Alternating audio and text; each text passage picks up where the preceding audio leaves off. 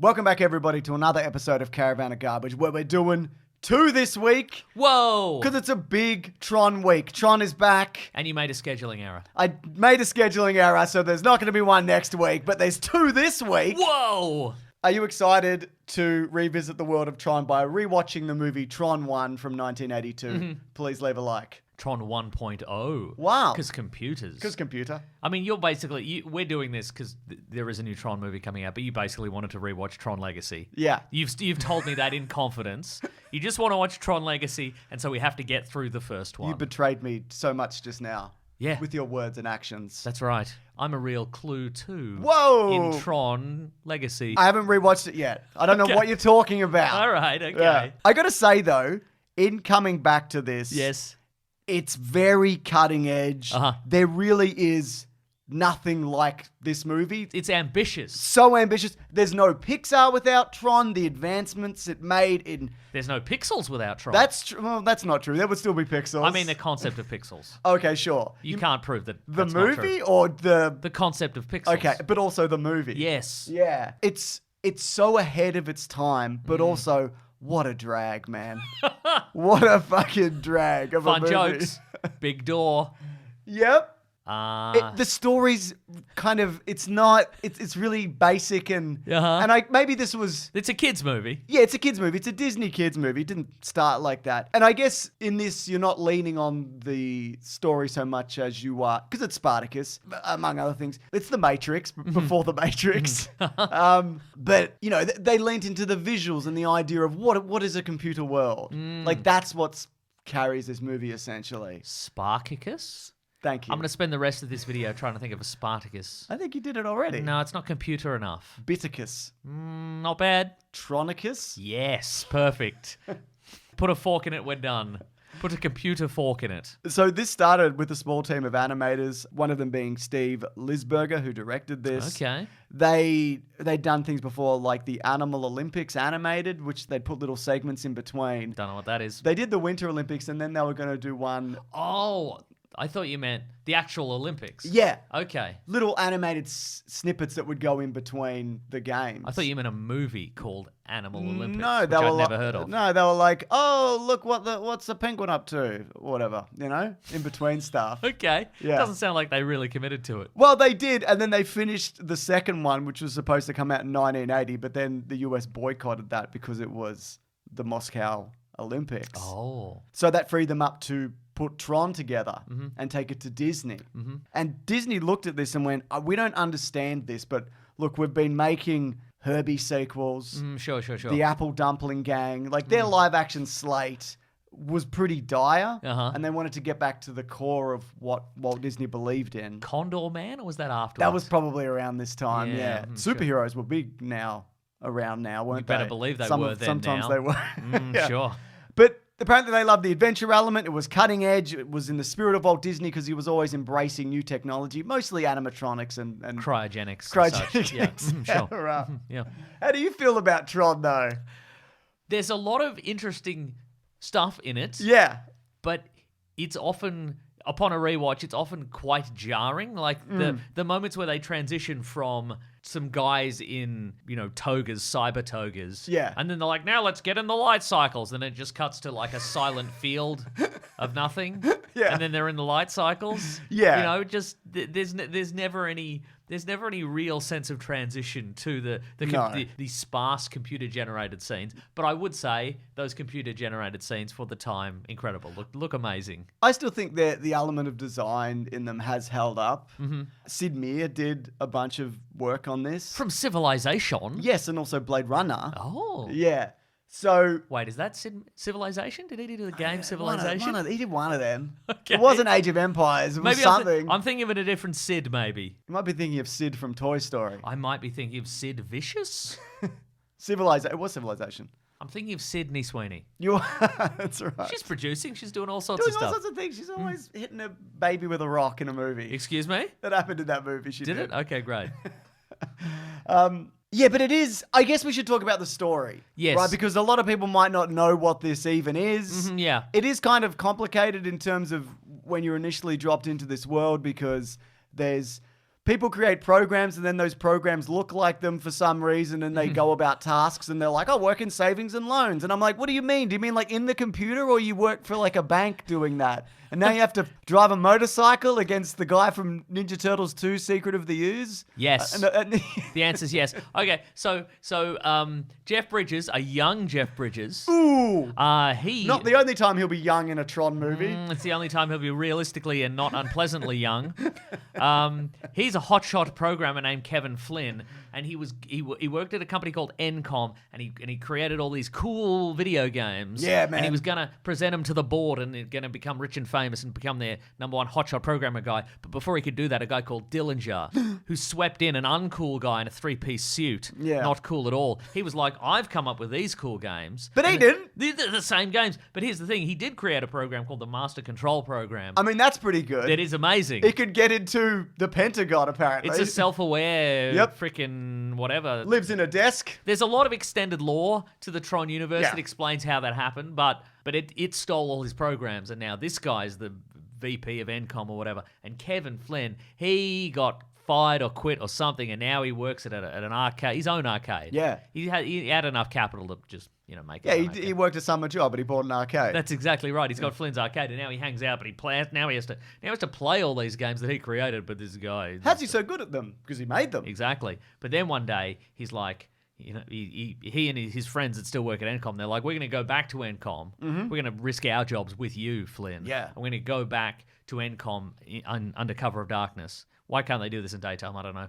But then they go back there and they're like, we're going to find the evidence on the computers that this guy stole. And he'll print it out and go, and it will have a code on it or whatever, and then you can tell the police. You can tell and the they'll police. be like, we don't get this. We don't understand any of this.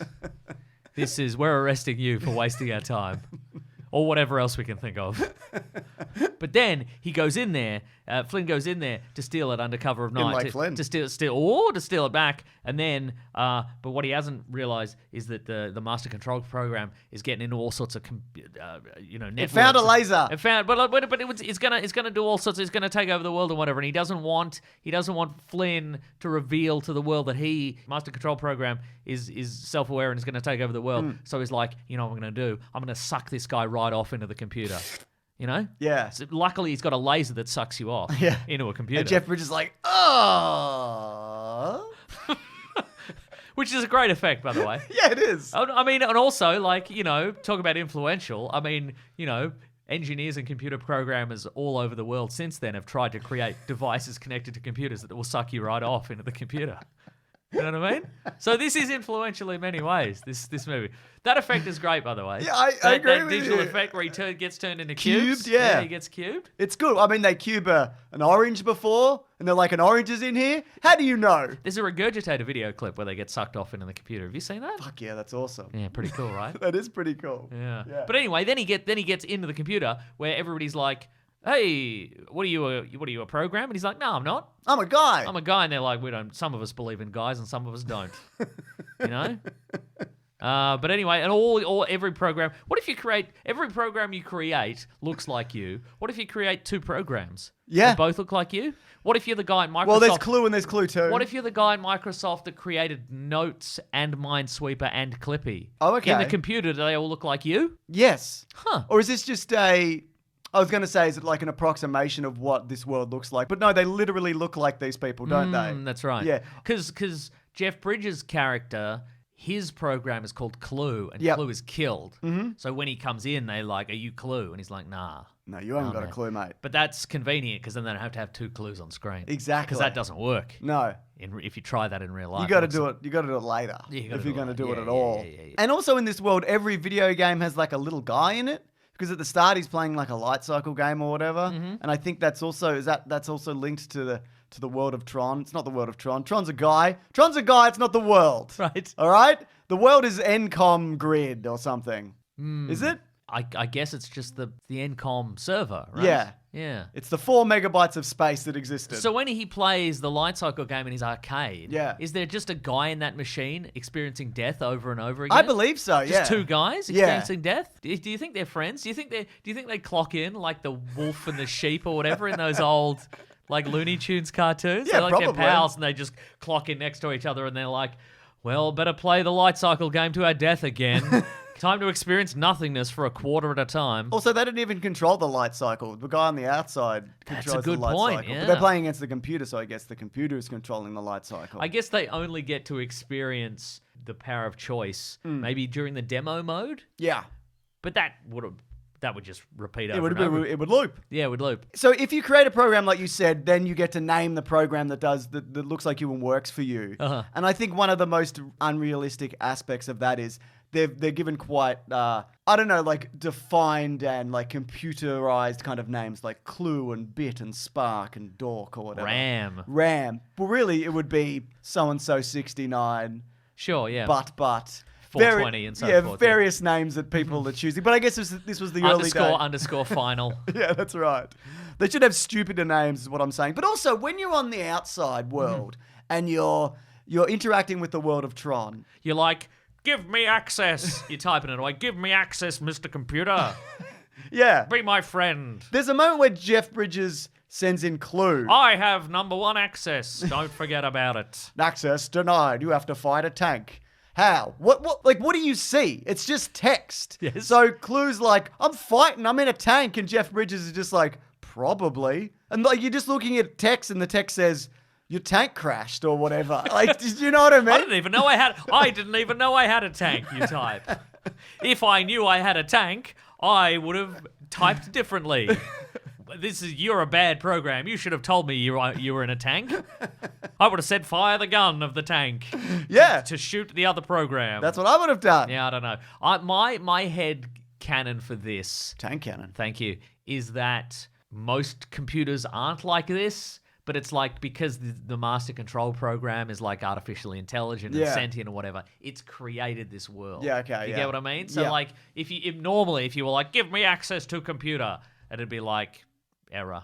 Do not recognize No syntax. No thanks. But because it's like, but the MCP has created this world. Okay. You know. Well, let's believe in that then. Let's believe in that magic. You know what I mean? And I find it interesting that just like when you're experiencing the world of Tron in the movie, you can't see what it is. That's what it was for animating this. So they would enter like hundreds of numbers of data of input and camera moves and things moving, like swooping around. Uh-huh. And you didn't know what that would look like until you would see it projected, like the final result printed on film. Uh-huh. So it's like a shot in the dark at what you're making. You can't just do it and then just watch it unfold on a screen. You didn't know. You were saying as an actor.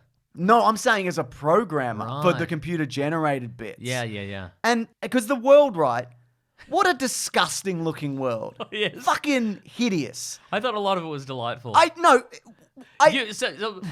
Also, for people who don't know, over on our we've got a service called BigSandwich.co. Yep. And you've been, and it's bonus content, and you've been playing a lot of the Tron games. We've got an hour-long video of me playing Tron games. and you hate the Tron universe It's awful to exist in for a long period of because time. you find it claustrophobic. It's claustrophobic and yeah. It hurts your eyes. There's no sun and everything's like fucking bleeping and blooping at you and Right. fluoro. So you don't like the light piping on everything. No, and even like the newer stuff, which looks incredible, even just being in this world, it's exhausting. And also, you look at this movie and it's just people taking different vehicles to different blue-gray rooms. Yes. And it's very taxing. And I don't know whether it's just me because I feel bad saying that because this feels like it was made specifically for people like me, awful nerds. Yes. But I'm like, I reject this wholeheartedly. And- You spent so much time on this, and I reject it. Is what you would have said if you're old enough to see this in cinemas at the time. That's right. You would have walked out and been like, I reject, this is bad. And you know what it is? It's not the stuff in the real world because that shit all looks amazing.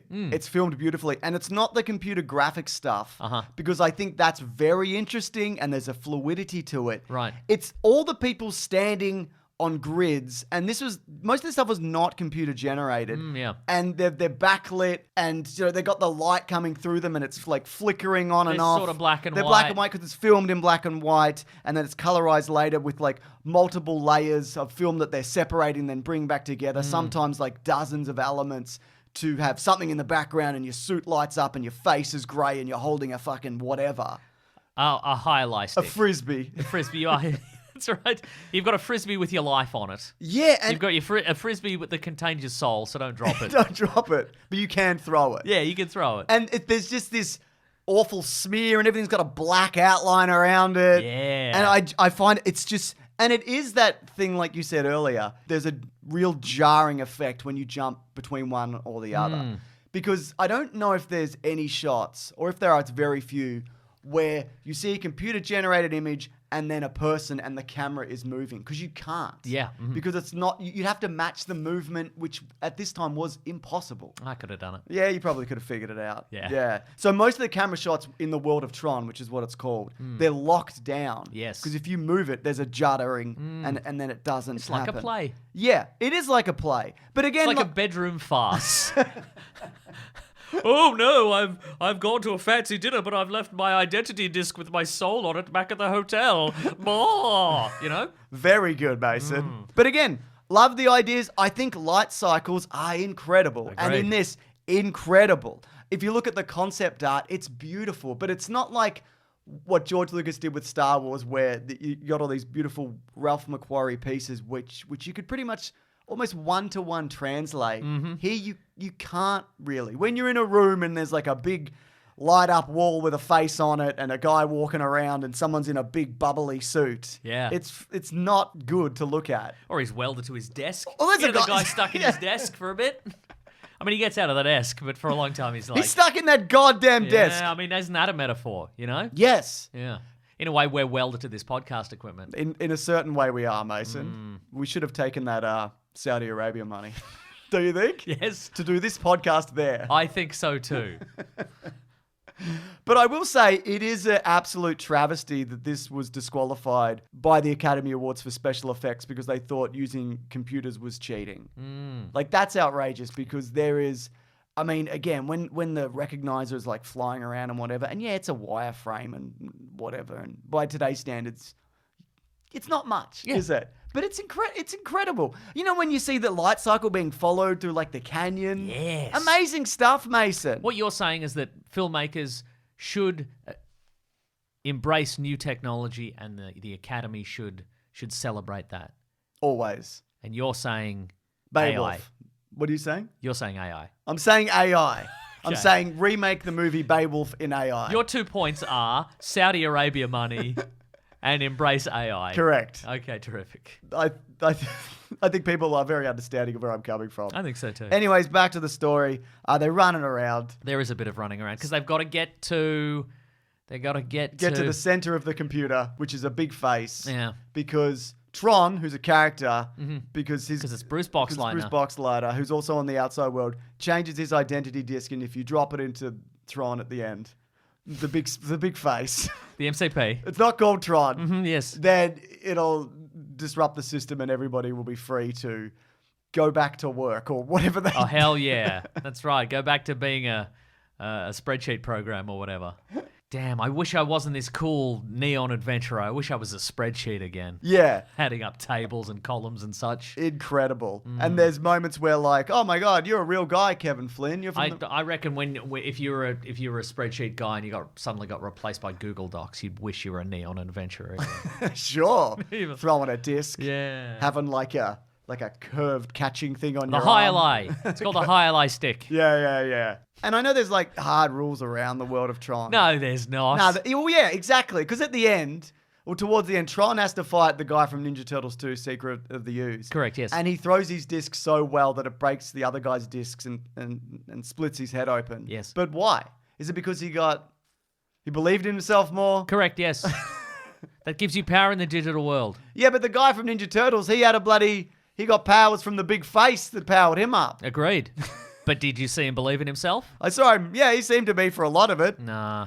But it ends with, because they're all kind of... Also, everybody keeps dying, or people are like, oh, that guy died, and then they didn't. That happens like 9 times. Well, yeah, I mean, they never really get into, like, the idea of if your program is deleted in the real world, wouldn't you just have a backup? Yeah. Couldn't you just do a copy of it? Couldn't you just... I don't know. Yes. Would that guy have the same personality? He wouldn't remember his own death. You'd think not, yeah. No, but- I don't know. But there's a lot of like, oh, that guy got some rubble fell on him, and now he's dead. No, he's not. He's just running around. Yeah. It's boring. Do you think that when a program is deleted in the like you just click on it and you hit delete, do you think they die in a different way each time? Oh, and they don't know interesting. what's going to happen? Like battle chess? Yeah, like in battle chess. Like you're like, oh, I don't know, I got a better calculator program. I'll just delete this old calculator program. And then the program is walking around in the server, and just a giant black knight with a javelin just runs at him out of nowhere, and they're like, oh god, no, not again. Stabbed. Just held up by this big jousting pole, like, oh, and you don't even think about it. As the guy on the outside, you're like, whoop, delete, whatever. And this guy's suffering like no one's ever suffered ever before. Feels like eternity. Yeah. Being held aloft by the jousting pole. I love how... My digital children. They've got children. Yeah, it's a thing, I guess. It can be, yeah. At the end, so there's the big face, and Jeff Bridges he's like, I'm going to jump in and defeat the big face. And, oh, there's a woman in this. And she's like, don't do it, you'll get derez. And he's like, well, I reckon I'll be fine. And he is. He is fine. He can just do it. I guess because he's a guide. He has influence on the world and he can control He also stuff. gets to redo his romance because he used to date a woman in real life. Hell yeah. But then that woman is now dating Bruce Boxleitner. Hell but yeah. in the Tron world, they're there again, but they're digital. So now he can kiss that. He's like, woman this again. is way easier. Yeah, that's right. We got no history here. Yeah, that's right. Yeah. I'm not just some loser. Exactly. I'm not leaving my junk all over the bathroom. You know what I mean? And there's a revelation that humans are flawed, just Wow. like programs. Wow. They're just making it up as they go along, and maybe that'll tie into Second Tron. Nah, I don't think it will. Yeah, probably won't. Yeah. I just want to shout out Wendy Carlos's score, who'd previously worked on Clockwork Orange and The Shining. It's got the right amount of bleep bloop, I feel. It does. I don't know if there is I couldn't be like, this is the Tron theme. I don't know if there's like a sweeping kind of... Tron. Here he goes, Tron. We're going